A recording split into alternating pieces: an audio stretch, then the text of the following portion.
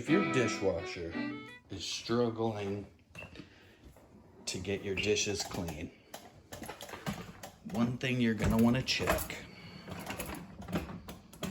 is the filter. Pretty much all dishwashers have a filter in the bottom that a lot of people don't know about. And on this model, all you do is twist it and lift it out. Take this over to the sink and clean it out. Another thing you want to do is remove this screen and make sure this whole area down here, we can clean this off as well.